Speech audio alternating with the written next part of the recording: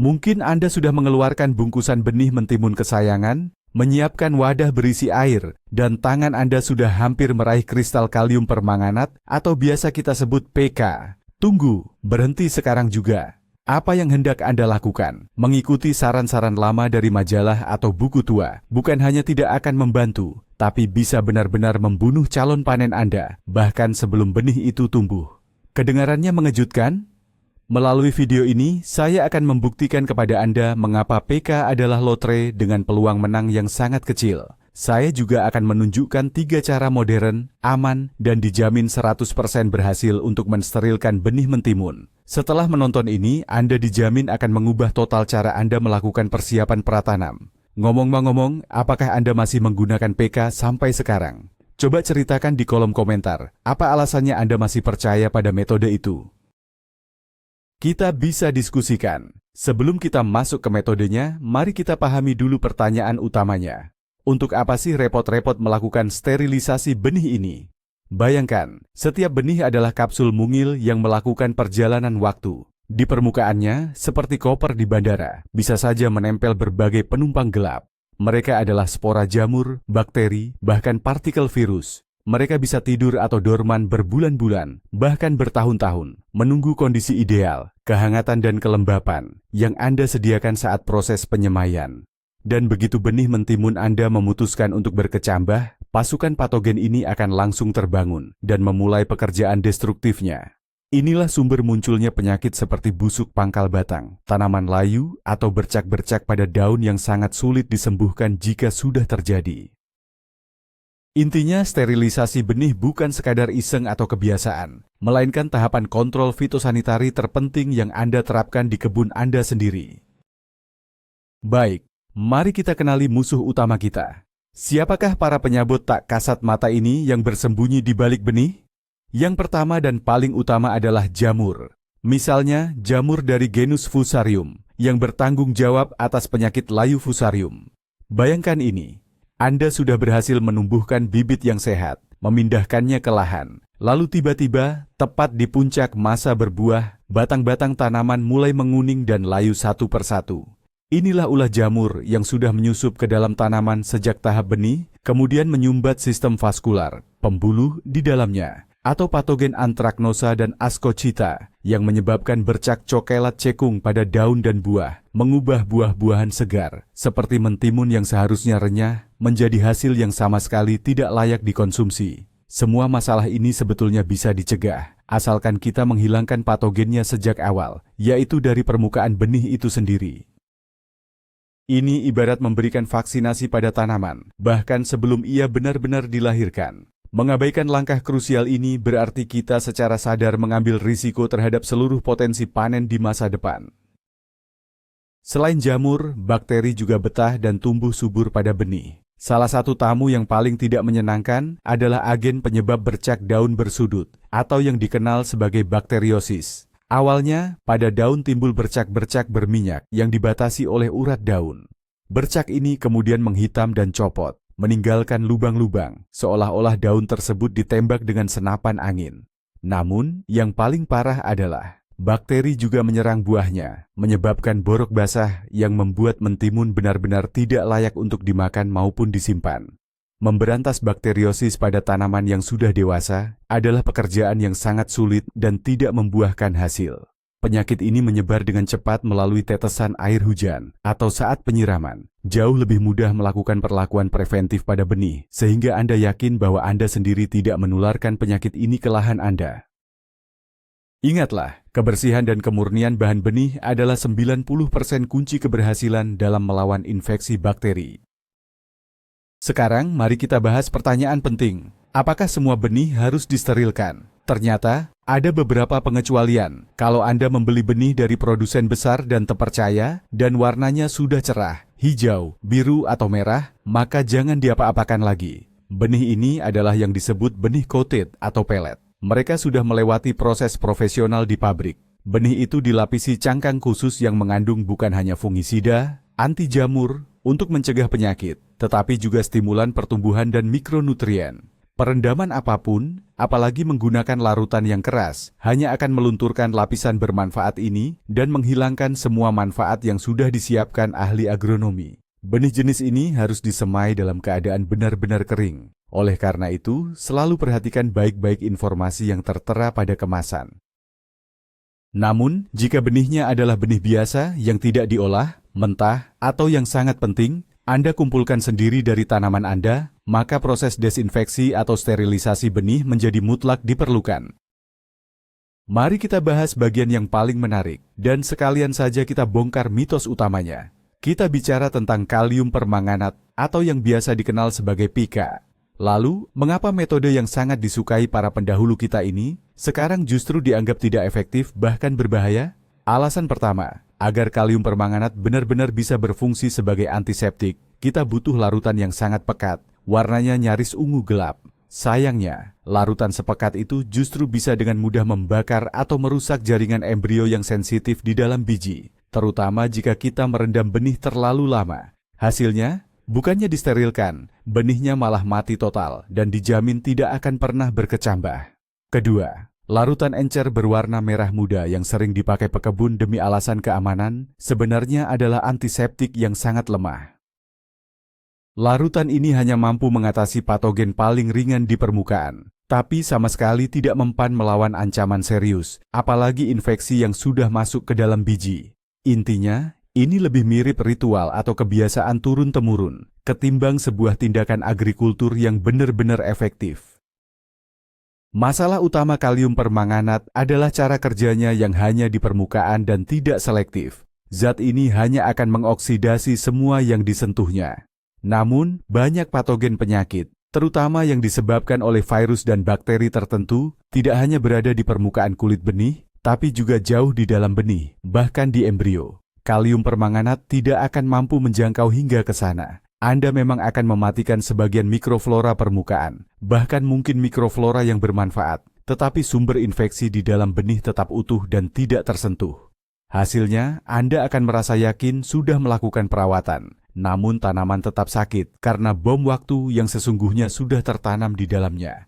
Selain itu, menemukan kalium permanganat yang asli kini semakin sulit, dan di apotek pun zat ini sudah dijual menggunakan resep dokter.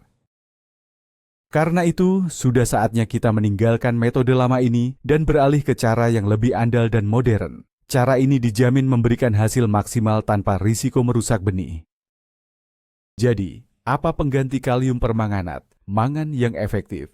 Cara yang pertama, dan ini yang paling aman serta ramah lingkungan, adalah menggunakan fungisida hayati atau biologis.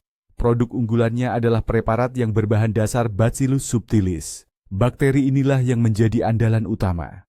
Yang paling populer di antaranya adalah Phytosporin M. Apa sebenarnya ini? Ini bukan racun dan bukan bahan kimia. Ini adalah mikroorganisme hidup yang sangat bermanfaat. Saat Anda merendam benih dalam larutan fitosporin, bakteri ini akan mengkolonisasi permukaan benih, membentuk lapisan pelindung hayati yang kuat. Mereka memakan nutrisi yang sama dengan yang dibutuhkan jamur patogen, sehingga terjadi persaingan ketat memperebutkan makanan dan ruang hidup. Terlebih lagi, selama proses kehidupannya, Bacillus subtilis akan melepaskan antibiotik alami yang berfungsi menekan dan membasmi penyebab penyakit. Dengan cara ini, Anda tidak hanya memusnahkan yang buruk, tetapi juga menanamkan hal baik, menciptakan mikroflora yang sehat di sekitar calon tunas. Bagaimana cara yang tepat menggunakan Phytosporin M untuk benih? Caranya sangat mudah. Biasanya produk ini dijual dalam bentuk pasta atau bubuk. Jika Anda punya yang bentuk pasta, larutkan 1 tetes pasta ke dalam 100 ml air hangat yang bebas klorin. 100 ml ini setara dengan sekitar setengah gelas. Penting untuk menggunakan air endapan atau air lelehan, karena klorin bisa mematikan bakteri, baik yang terkandung di dalamnya. Jika yang Anda miliki adalah bubuk, cukup gunakan setengah sendok teh untuk 100 ml air yang sama. Aduk larutan hingga merata dan homogen, sampai warnanya mirip dengan teh yang tidak terlalu pekat. Sekarang, bungkus benih mentimun Anda di dalam kantong kasa kecil, atau cukup letakkan di atas kapas kosmetik, lalu masukkan ke dalam larutan ini. Perendaman cukup dilakukan selama 1 hingga 2 jam, tidak perlu lebih. Waktu ini sudah lebih dari cukup agar bakteri bermanfaat tersebut aktif dan mulai bekerja. Setelah direndam, benih tidak perlu dibilas. Anda bisa langsung mengeringkannya sebentar, lalu menanamnya. Keunggulan metode ini sangatlah nyata. Pertama, keamanan mutlak. Anda tidak perlu khawatir benih akan rusak atau gosong, seperti yang sering terjadi saat menggunakan kalium permanganat. Bakteri Bacillus subtilis sangat ramah terhadap kecambah dan justru merangsang pertumbuhannya. Kedua, perlindungan jangka panjang. Bakteri baik ini akan menetap pada akar tanaman dan terus melindunginya dari patogen tanah, bahkan setelah tanaman dipindahkan ke lahan. Ketiga, aksi yang komprehensif. Selain memberikan perlindungan dari penyakit, produk metabolisme dari Bacillus subtilis berfungsi sebagai stimulan pertumbuhan alami. Hal ini secara langsung meningkatkan daya kecambah dan energi perkecambahan benih. Dan yang terakhir, ini ramah lingkungan. Anda tidak mencemari tanah dengan zat kimia berbahaya. Oleh karena itu, jika Anda adalah pendukung pertanian organik atau sekadar ingin mendapatkan hasil panen yang paling sehat dan aman, maka fungisida biologis atau biofungisida adalah pilihan nomor 1 Anda. Kita lanjut ke metode yang kedua. Metode ini juga super gampang, murah, dan bisa diakses oleh siapa saja. Solusinya adalah hidrogen peroksida yang biasa dijual di apotek. Kita gunakan larutan 3% yang hampir selalu ada di setiap rumah tangga. Lalu, bagaimana cara kerjanya? Hidrogen peroksida ini merupakan agen pengoksidasi yang sangat kuat.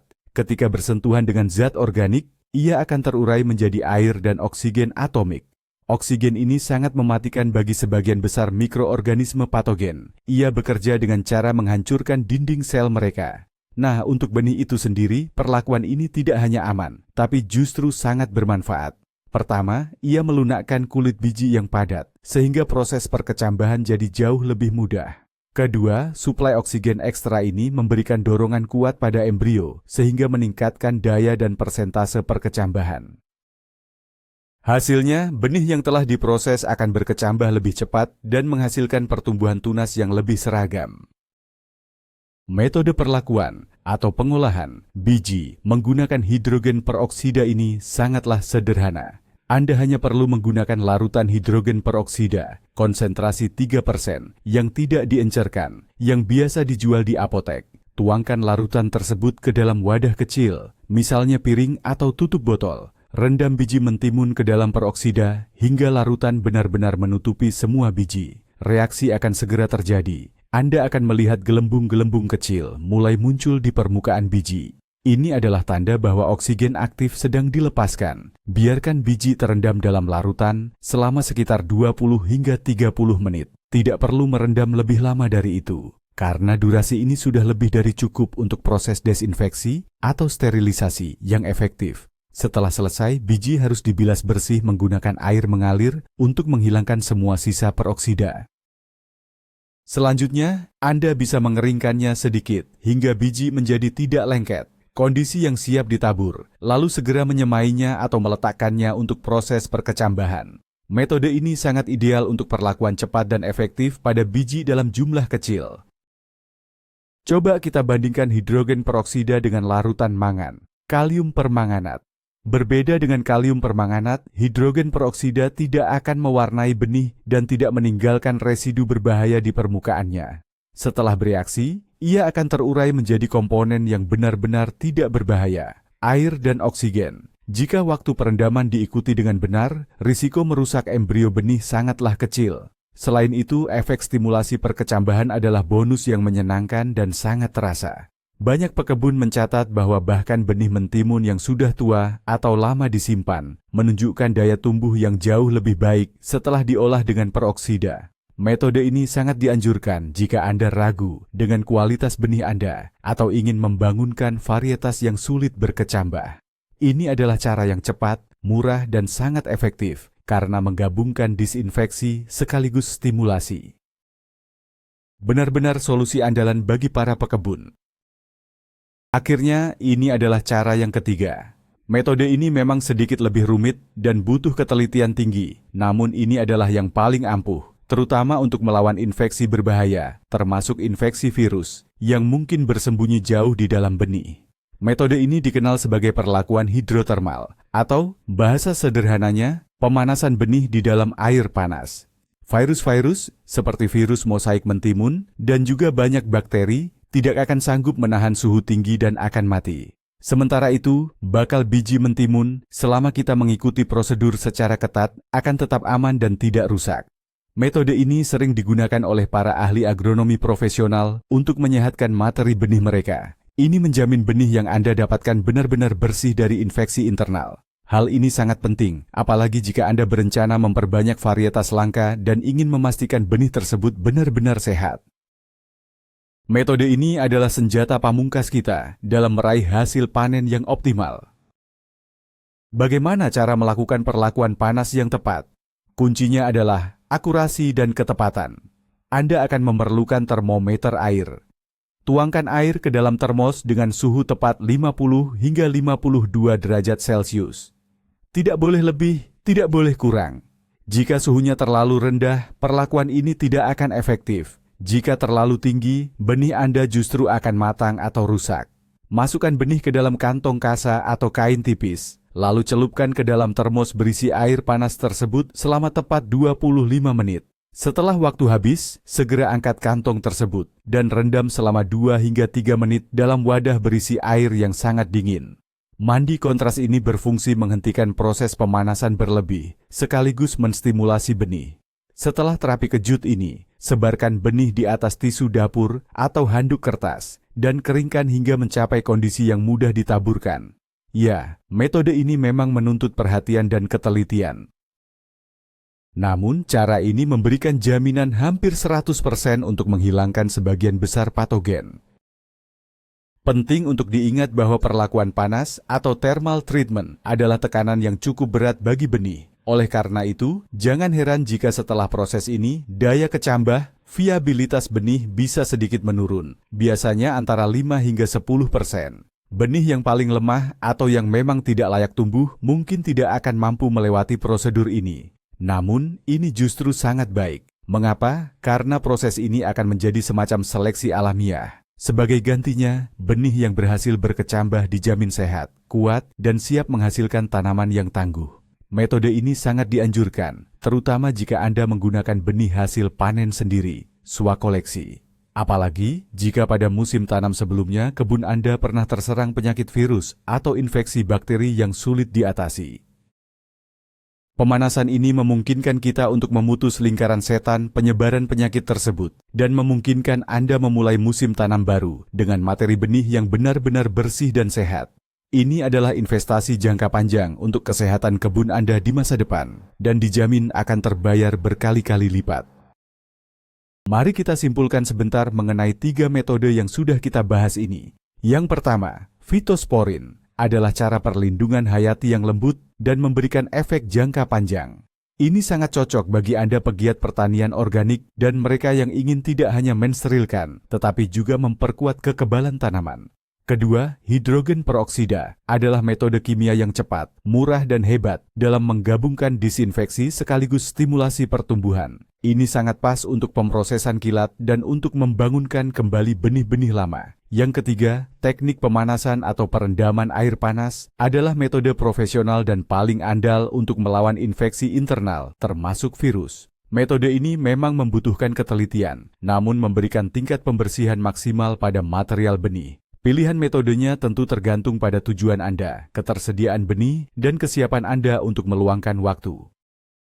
Yang terpenting, ketiga cara ini jauh lebih efektif dan lebih aman dibandingkan dengan penggunaan mangan garis miring permanganat yang sudah usang dan hasilnya tidak menentu. Ini adalah poin krusial yang sering luput dari perhatian. Apa yang harus dilakukan tepat setelah proses desinfeksi benih? Jika Anda menggunakan produk biologi seperti fitosporin, benih tidak perlu dibilas. Bakteri baik harus tetap menempel di permukaannya. Cukup biarkan benih mengering sebentar, lalu langsung mulai penanaman atau proses perkecambahan. Namun, jika Anda menggunakan hidrogen peroksida atau perlakuan panas, pembilasan dengan air bersih hukumnya wajib. Setelah dibilas, benih harus segera ditanam di tanah yang lembab atau diletakkan untuk proses perkecambahan. Jangan keringkan benih sampai kembali ke kondisi awal dan menyimpannya lagi.